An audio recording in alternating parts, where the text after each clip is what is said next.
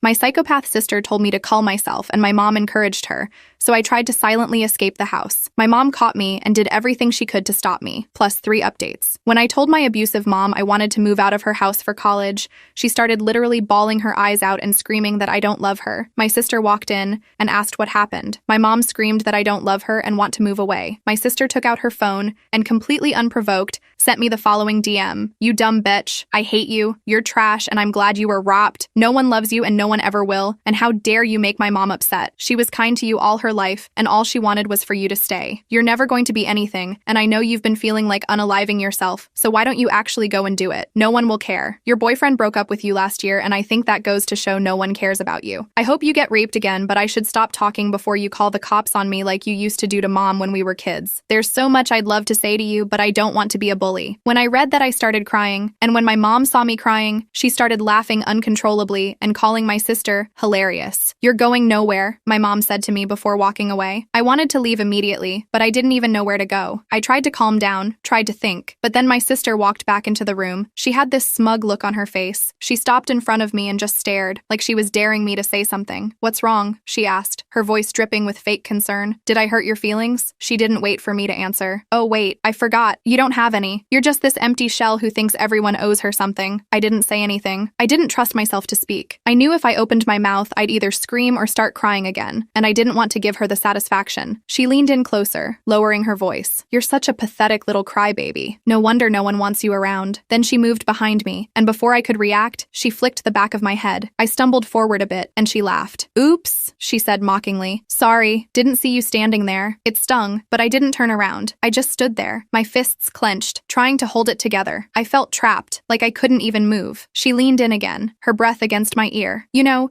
you really should do everyone a favor and just disappear. You'd be doing us all a huge favor." I closed my eyes, wishing I could just disappear into the floor, wishing I was anywhere but here. She pulled back and laughed again, a harsh, mean sound. "Yeah, that's what I thought. Go ahead, keep pretending you're all brave and tough, but we all know you're just a coward." She turned and walked away, leaving me standing there, still shaking. My head was throbbing where she'd flicked it, but it was nothing compared to the heaviness in my chest. I took a deep breath, trying to steady myself. I knew I had to get out of here, but I didn't know how. My mom was right. I was going nowhere. That night, I went back to my room and locked the door. I knew I had to get out of there. I couldn't stay in this house anymore. It was like being trapped in a nightmare I couldn't wake up from. I sat on the edge of my bed, staring at the blank wall in front of me, trying to figure out what to do next. I knew I couldn't just walk out the front door. My mom and sister would stop me. I needed a plan, something solid. First, I grabbed my phone and opened the messages from my sister. I took screenshots of everything. I didn't know if I'd need them, but I wanted proof, just in case. It